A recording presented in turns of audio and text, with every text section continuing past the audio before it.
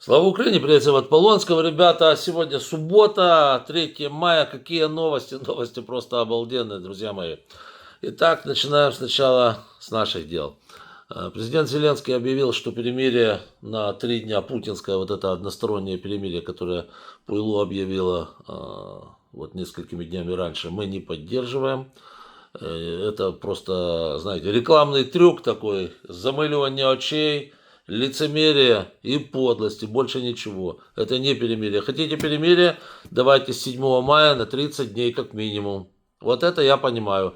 А все остальное, конечно же, никакой, вот если Путин не согласится на вот эти 30 дней, то тогда, соответственно, мы не знаем, что произойдет в Москве 9 мая. Понятия не имеем, потому что ФСБ, мы прекрасно знаем, уже разведки доложили об этом, что ФСБ готовит теракты по всей России. Возможно, также ФСБ готовит теракты в стиле Рязанского Сахарка. Помните прекрасно, как ФСБшники подрывали дома на Москве, Волгодонске и так далее. Это все ФСБ делало. Вот, то есть они готовят теракты, возможно, готовят теракты в Москве на 9 мая. Соответственно, если кто-то хочет на свой страх и риск ехать туда, ну, мы гарантировать безопасности не можем, потому что мы не отвечаем за то, что происходит на России, тем паче на Москве. То есть это все, если вы едете, как говорится, туда, ну, это на ваше усмотрение. И вы знаете, вот это предупреждение, оно уже имеет свои плоды и свой результат. Несколькими днями раньше, правда, по другой причине, на парад Победобесия отказался ехать индийский премьер Моди. Ну, там понятно, там Пакистан, там свои дела, не будем трогать. Но тут внезапно, помним, что Орбан что-то там до того тоже хотел, не хотел, хотел, не хотел, что-то, в общем-то, тоже слился. Но Орбан давно слился.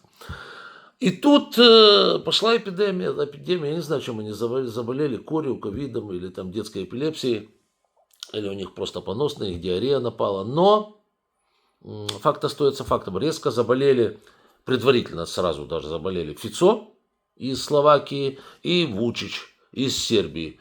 Почему, как, при каких обстоятельствах, совершенно непонятно. Вот, но на парад они не поедут, потому что больные очень сильно. Вот, извинились, конечно. Вот, и Путин, как говорится, будет там стоять на этой трупарня мавзолей, да, здание, в котором трупы. Вот, на трупарне будет стоять вместе на этой площади похоронной. Красная площадь, вы в курсе, что это похоронная площадь, там со всех сторон трупы, могилы всяких маньяков, типа Ленина, Сталина и прочей шушвали, которая там убивала людей в огромных количествах, да. Да, так вот Путин будет стоять на трупарне, судя по всему, только в сопровождении нескольких местных церков, диктаторов и так далее. Может, вот из Буркина-Фасо приедет, говорят, что они Берлин брали. Вот, не знаю, там. Вот. С Пакистана тоже не приедут, у них с Индией война. Короче, говорят, что Буркина-Фасо точно будет. Вот, да. Вот, правда, этот чудик с Буркина-Фасо, который приедет, он не знает ничего о Второй мировой войне, он о ней даже не слышал. Вот, он, наверное, думает, что это война между Азавадом и Мали, что-то типа этого. Короче, чувак вообще не представляет, куда он едет, зачем. Но говорят, что ему деньги пообещали, поэтому он поедет. Да. Так что с победобесием Путин очень серьезно облажался. Вот есть такое хорошее слово. Ну и поехали. Еще один момент. Трамписты, ну без Трампа ж просто никуда. Трамп опубликовал свою фотографию в своей соцсети. Я сначала подумал, может, шутка. Нет, действительно, опубликовал в своей соцсети свое собственное изображение, сгенерированное искусственным интеллектом в обличии Папы Римского. Да. В обличии Папы Римского, намекая на то, что Папой Римским нужно избрать именно его. Надо сказать, что несколько дней назад он уже об этом говорил, что наилучшим Папой Римским был бы он сам. Ну, я не знаю, это с целью чего он делает такие вещи. Дело в том, что предлагать на Папу Римского чувака, у которого 90 уголовных дел,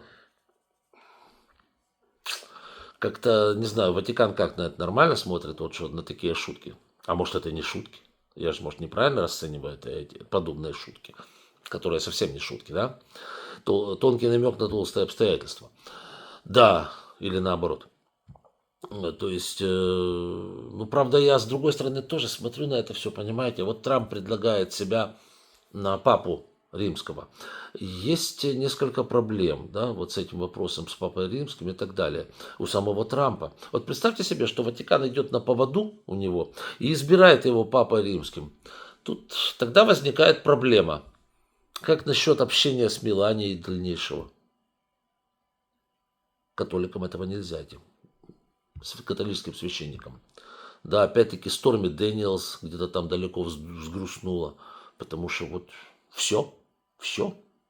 И многочисленные другие девушки из кардибалетов, которые рассчитывали вот на какие-то там, как говорится, паньонсы, тоже им грустно теперь, да и самому Трампу будет грустно. Представляете, с утра до вечера ходить с монахами, что-то там обсуждать, и не имея женского общества. Вот, наверное, над этой стороной этого всего мармезонского балета он как-то не подумал абсолютно. И заявил какие-то, не подумал человек. Да? Или он думал, что он такой красивый, что раз его изберут, значит ему можно. Он приедет туда с целым гаремом.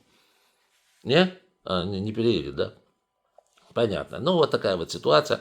Да, ну и Трамп же в своем репертуаре, трамписты отменили безвиз для Румынии. А знаете почему? Потому что Румыния стоит, в отличие от США, очень четко на демократических позициях и сильно там шпилит про кремлевскую агентуру, вот эту всю, которая там в Румынии голову поднимает.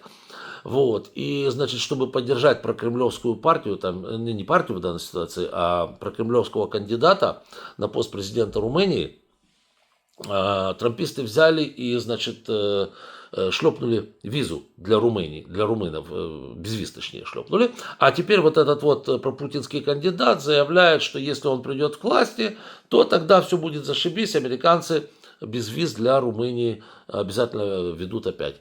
Но дело в том, что это слабый аргумент, скорее вызывающий злость определенную. Почему? Потому что, для Румынии чем-то весомым является безвиз с Евросоюзом. Там работает масса людей, получают зарплату, зарабатывают себе пенсии, зарабатывают нормальные деньги, содержат свои семьи в Румынии. Просто очень много людей. То есть Евросоюз для Румынии, конечно, это золото. Что же касается Соединенных Штатов Америки, туда летал там один румын из 200. И то вряд ли, наверное, да. Далеко нет смысла, что там делать, да, и так далее. Ты же там работать не сможешь, все равно туристом. Так туристам можно поехать куда угодно. Вот, из-за этого как бы делать такой большой кипиш нет смысла. И вот сама постановка вопроса, да. Смотрите, вчера они выступили в защиту АФД в Германии, опять вмешиваясь во внутренние дела Германии. Это не ваше дело, кого немецкая служба безопасности объявляет экстремистами. Если немецкая служба безопасности объявляет кого-то экстремистами, по всей видимости, у этой самой немецкой службы безопасности есть на это резонные причины. Ведь люди побегут в суд и скажут: не, ребята, вы что? Мы не согласны с тем, что мы экстремисты. Мы, соответственно, бежим в суд и подаем в суд, пожалуйста, ваши аргументы. На стол придется что-то сложить на стол. Вот. В Румынии та же самая картина. Значит, они в Германии жали за АФД. Помните, как Маск там подвязался на выборах, носился из угла в угол, как попу ужаленный. И точно так же в Румынии они поддерживают прокремлевского кандидата, который там был, Джорджеску, помните прекрасно, да? Ему там дали такого копняка, что он вылетел к чертовой матери с этой президентской гонки. То есть Румыния, в отличие от Штатов, показала, что она более развитая, более готовая себя защищать, демократия, да? Вот. И, собственно говоря, тогда Джорджеску вылетел, вместо него сейчас эти кремлевские шпионы поставили другого кадра, которого, естественно, поддерживают в Вашингтоне. Как-то так. В общем, бред сумасшедшего. Знаете, иногда смотришь, у кремлевских с вашингтонскими как-то совпадают иногда вкусы, что касается крайне правых, да? Вкусы и вподобания совпадают. Иногда не очень совпадают. Вот, то есть иногда среди милых начинается вот такая кутерьма, и они друг друга начинают шпынять. Все в стиле, знаете, как... Вы вспомните общение Сталина и Гитлера до Второй мировой войны. Там, в принципе, были же вообще-то лобзания и целования в десны. Вот если так разобраться, по большому счету, Сталин чем только мог, помогал Гитлеру первые 2 года, с 1939 по 1941 год. Вы посмотрите, он снабжал Германию всеми всеми полезными ископаемыми, зерном, металлом, что проводили обучение для немецких офицеров, то есть все, что только мог для победы над Британией, потому что Британия оставалась единственным островком свободы на европейском континенте, остальное захватил Гитлер, вот, и Сталин всеми силами помогал собрату по мышлению, да, значит, с тем, чтобы он победил ненавистных вот этих вот англичан с Черчиллем. Вот. Было такое, было. А что потом, собственно говоря, не помешало Гитлеру напасть на Сталина. Если бы он не напал на Сталина в 1942-м, я, насколько знаю, там уже у Сталина были планы напасть на Гитлера в другую сторону. То есть там война была неминуемой. Но, тем не менее, друзья по разуму, поскольку они были абсолютно одинаковыми, Сталин с Гитлером, по своему мышлению, да, то они очень долго находили общий язык. Также плюс-минус Трамп и Путин, вот, конечно, их нельзя напрямую сравнивать со Сталиным и Гитлером, хотя Путина-то можно точно. Вот. Но вот где-то они находят друг другу общие точки соприкосновения, им нравятся одни и те же кандидаты, потому что это экстремисты, потому что это крайне правые радикалы. И вот они поддерживают одновременно.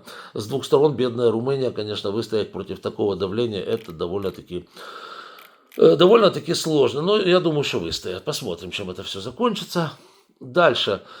Збройні сили України примут участие в параде в Лондоне 5 мая.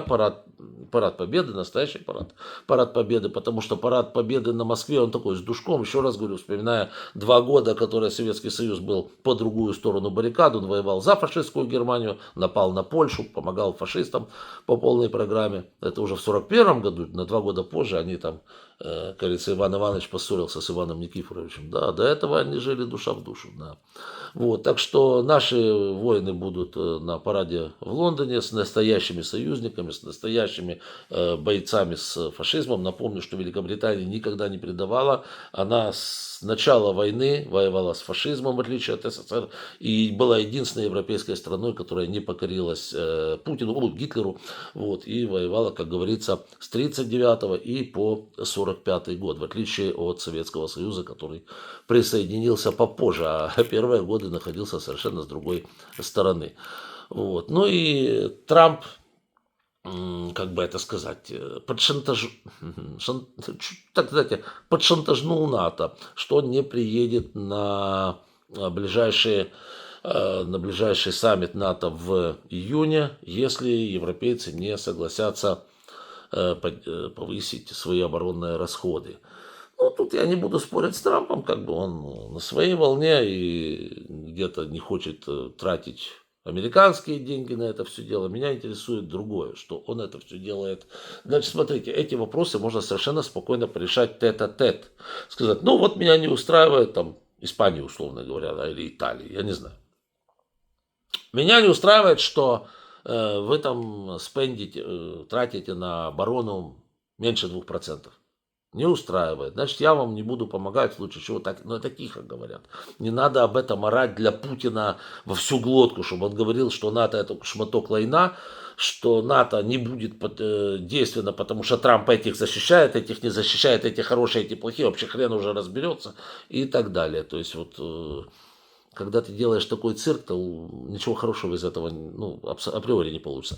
И еще такой момент, из-за пошлин Трампа взвыли американские производители фирменной обуви и фирменной одежды, там и Adidas, и Nike и так далее. Там очень многие взвыли. Почему? Потому что подошел тот момент, когда они больше не могут импортировать их же собственную продукцию, кто из Вьетнама, кто из Китая, кто из Камбоджи, из Таиланда, из очень многих стран, вот, где шьются, Бангладеш и так далее, где шьются вот эта вся продукция. Сами прекрасно понимаете, что никогда в жизни невозможно перенести фабрику, которая находится в Бангладеш или там в Камбодже, или там в Пакистане, в Китае, неважно где, при том уровне зарплат, который там есть, а также при том уровне платежей, которые там есть, то есть себестоимость гораздо ниже, чем если ты ее перенесешь в США, да? Опять-таки скажите мне, вот ты перенесешь эту фабрику, закрыла ты ее, условно говоря, в Таиланде или там в Бангладеш, в Вьетнаме, неважно, переносишь ее в США, ну, мало того, что надо платить намного, в разы больше,